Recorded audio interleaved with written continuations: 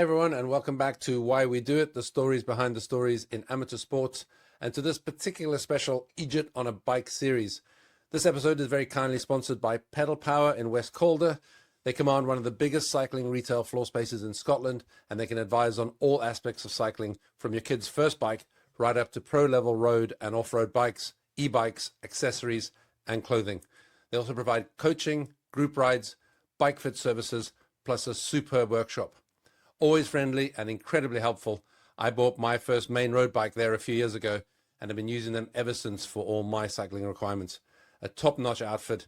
That's Pedal Power, located on Main Street in West Calder. David, it's episode 6. You are over 5,000 kilometers into this. By the end of tomorrow, you will have less than 2,000 to go. You're going to do most of the talking on this, but I just wanted to start by saying that as I messaged you the other day, I am totally in awe of what you have done and what you are doing. You are 29 or 30 days in. It's 4 weeks now you've been on the go, and I've known you long enough, and I know you well enough to be able to tell from the messages and from some of the brief chats we've had that you are deep into it, psychologically and physically, and probably in other ways as well. So what you're doing is extraordinary, and I know that you're absolutely exhausted. So huge respect, man. Absolutely off the scale respect. I wanted to take the mickey out of you at various stages on the chat and on these discussions, and I can't do it because what you are doing is phenomenal. And I know lots of other people will feel the same thing. So that's me. Over to you. How are you doing, mate? I've never been so exhausted, Jim. But as everybody keeps telling me, I'm the luckiest guy in the world seeing what I'm seeing. So right now I'm sitting in a restaurant right beside the Mediterranean. I mean, who wouldn't want it? But I am completely and utterly wrecked.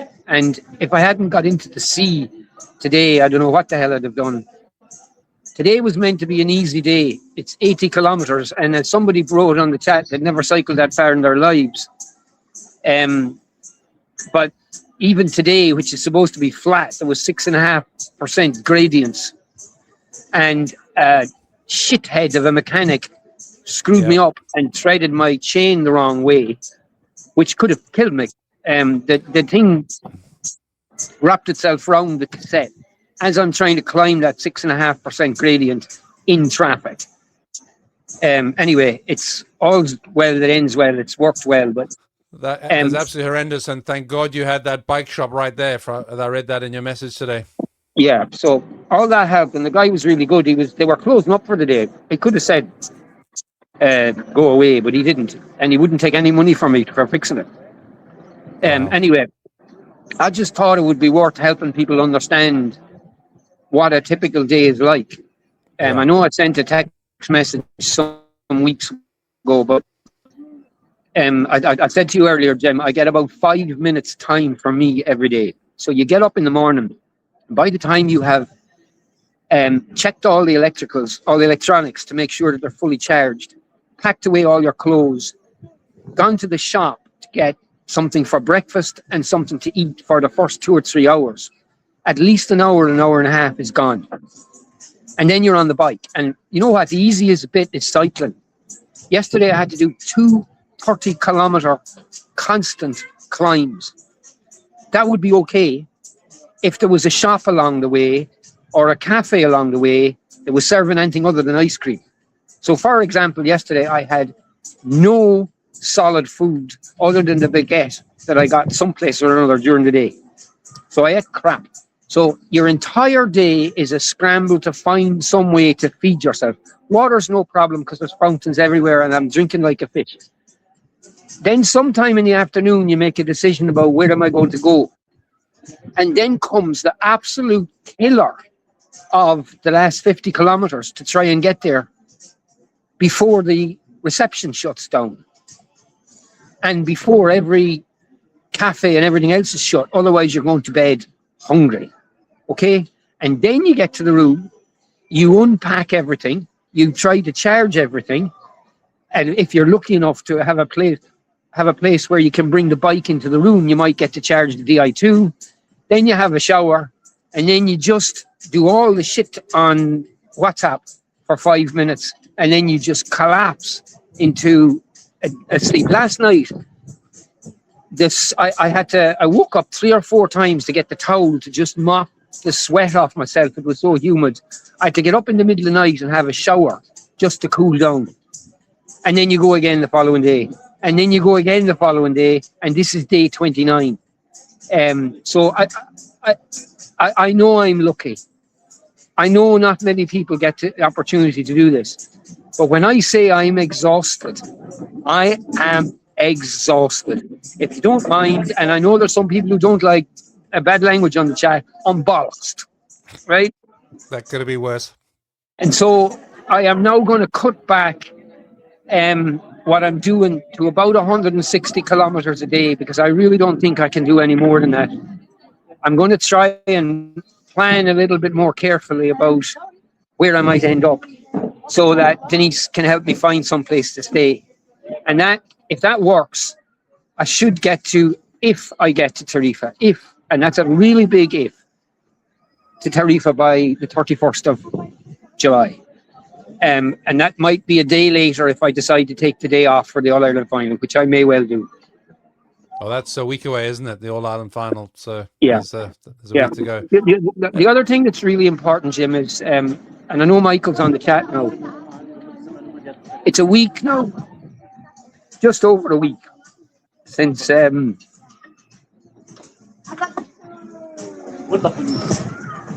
Michael decided that he couldn't cycle during the day. And you know what? The lad is right, because yesterday I cycled those 2 30-kilometer climbs in over 32-degree heat. Michael was struggling with late 20s, and he's done the absolute right thing, gone home. He's going to cycle Nice to Tarifa in September when the temperatures are kinder. But Michael did all the prep in the morning. He made sure we had food. He made sure that we had a place to stay at night. Please don't underestimate the emotional low of not having your partner with you. Okay, it's tough on your own all day, every day. I'm really lucky that I have Denise doing as much as she's doing for me in the background. And the poor thing is getting grief every evening when I tell her, what the fuck did you make me climb up to a ski centre for after doing 2,500 meters of climbing? She's just brilliant. I apologize to everybody for all of that. Can I jump in just for 2 seconds? I had coffee with a group of people here in Bologna this morning. Denise was there. We had a chat about some of that. And we were just talking about, apart from how unbelievably challenging 200 plus Ks as you were doing originally, then 180 Ks a day, now 160, 170, apart from the physical trauma of that, the logistics, and you talked about a lot of it there, just getting up and getting going, but the stress of where you're going to be accommodation wise when you're looking for being close to the route, because I know that you had a booking that you had to climb a hill to get to off the route. Whether you allowed your bike in the room or not. I know you were not allowed your bike in the room. I think it was the last night, and there was a bit of grief, but you managed to talk your way through that in your typical David style. But you're looking in these short windows. You want to be close to the route for accommodation. You've got a precise distance you're doing. So the window of kind of that distance and close to the route is quite small of where you're looking for someone to stay each day. And every day is a new place. It's not like you're going back to the same place you were in last night. You've got to find a new place every single time. And I know Denise is doing that for you and helping a lot. But bloody hell, that just the mental load here is incredible. And I think we're all slowly starting to realize just how big that is for you. Yeah.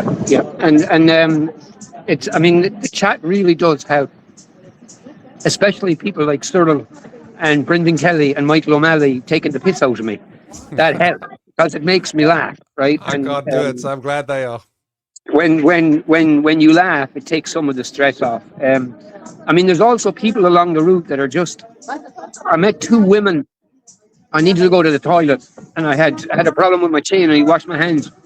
And the 2 women asked me what I was doing, and I was going to Barcelonette, which is the place that Denise found the ski slope for me. And they said to me, that's a daft way to go to Nice. We'll give you a better way. And I said, well, and they said, we'll give you a better way and you can stay in our house tonight. I mean, how brilliant is that? Wow. Unfortunately, the route is the route and you have to go the way you have to go. You have to stay on the route. But they were just, I mean, there's people like that everywhere. They're just super, like the guy today with my chain. They're just super, super people. And when you get to talk to them, but you're 12 hours, 13, 14 hours on the road and you talk to no one except when you order a burger or a pasta. That's it. So Kira's on here, my sister. And we talked about Lord of the Rings earlier, and I am listening to Lord of the Rings as I go. And you know what? I'm not sure that their adventure was harder than mine. But I have to say, I have absolutely loved every single minute of the climbing in the Alps. It's absolutely stunning. And that Col d'Iseran climb that I did and finished at 8:30 the evening with a 64-kilometer bike ride afterwards to get to the accommodation before 11 o'clock, before the guy buggered off home and wouldn't let me in. That's probably the hardest climb I've ever done in my entire life. It was brilliant. So it's I loved every minute the of climb thing. I had a few things I thought we might get to, and you just triggered one there. The climbing, the whole week. When I spoke to you last week, you were a day or two into the climbing through the Alps, and we were saying how you still had quite a chunk to go. And yesterday you got to Nice, and it brings you down onto the coast. But it's been an entire week of up and down, up and down, up and down in those mountains. And so it's hardly surprising you're absolutely Bobby Bollocks. But hopefully now, over this next week, you get a little bit of flatter terrain. There's more mountains coming later, but nothing like you've done now. And hopefully this next week at least, there's 600-700 kilometers, which on a map anyway, based on the shading, looks a bit better. So that's something to look forward to. Yes, the next checkpoint is at a ski slope, ski center. That's an horrible in place. Andorra. Pico, that's nasty.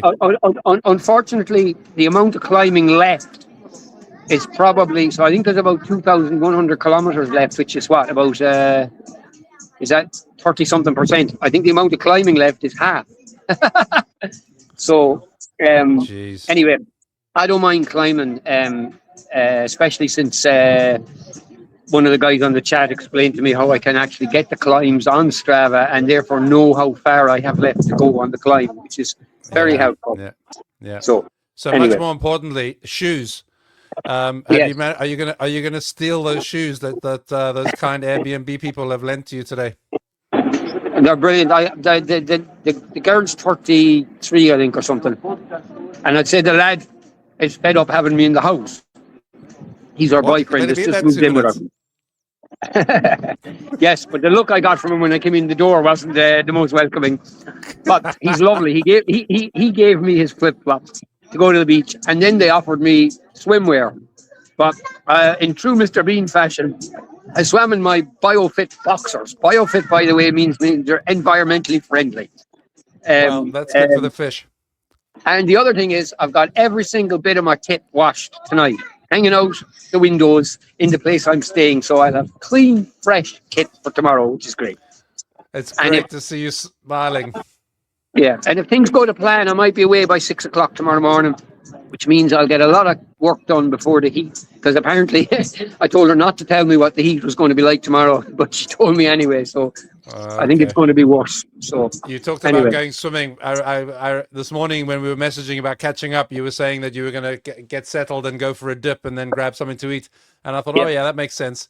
And then later on, I remembered that when we were cycling together out in Forteventura, we talked about going swimming, and you told me you couldn't swim, and I suddenly remembered that, and I was like, "Oh my God!" When I saw the waves, I was suddenly quite concerned for you. But I'm glad you made it through that little bit of the journey. Well, I actually couldn't go out further than about 15 feet because the wave came and just threw me back in again, and I have no strength to fight it. But the refreshing nature of the water all over me. I mean, I looked ridiculous. This stupid white body. This incredibly tanned arm from the sleeve down to the wrist, and these incredibly tanned legs to just above my knee, and the rest is, as my uncle used to say, God rest him, shite white like the beginnings of Bridge Street. Yes, Oh, that's fantastic. It's so good to see you having a laugh because, boy, I think you psychologically need to have a laugh. And I'm glad that I do. that some of the people on the chat are giving you a laugh. Yeah. So good for them too. But blimey, I'm just too scared to take the Mickey now, frankly. I just want to make sure that you're okay. That's all. So fantastic, man. Absolutely fantastic. I'm going to leave you in a second because we're at the normal kind of time. You've probably got to, I don't know if it's pizza or whatever it is you're doing there, but hopefully it's going to be good and fulfilling. But It's at a least chicken I'm burger. glad you've had a short day. I'm glad you had a short day. I think you need it. Marek and Magda are doctor neighbours, and Denise obviously were talking last night, and we're worried about the amount of protein I'm getting. Oh, I heard So that this last morning. night I had a chicken, bacon, and fried egg burger. So I'm sure there was more than enough protein. Just keep doing that every day. There must be enough chickens on rotisseries as you go through France. You should be all right. Just eat Yeah. chicken. Yeah. David, fantastic. Okay. Great to talk to you. No I'll let you get back to your meal. Oh my God, man. Thanks, Jim. It's not long. It's not long. I'm not going to say how long it is, but it's not long. You are most of the way. Keep the faith. You're doing absolutely brilliantly. All right, Jim. Well, look, thanks a million. The other important thing about all of this is we're very close to 30 grand. Yeah. It would be great to see it at 30 grand when I start tomorrow. And of course, there's at least another 5 grand promised, but my target was 60. And I'm not looking for the lovely people on the chat to dig any deeper. I'm looking for them to find other people to dig deeper. So if we can get anybody to give more money, it would be great. Fantastic. I agree. The links are there, folks. Spread the messages, spread this channel, spread this link. Let people see what David's going through here, and hopefully we can drive the donations up. David, brilliant, have an awesome evening. Sleep well, eat well, and we'll follow you again from tomorrow. So be strong. Take it easy. God bless, Jim. Thanks very much. All the best. Cheers. Bye. Cheers. Bye.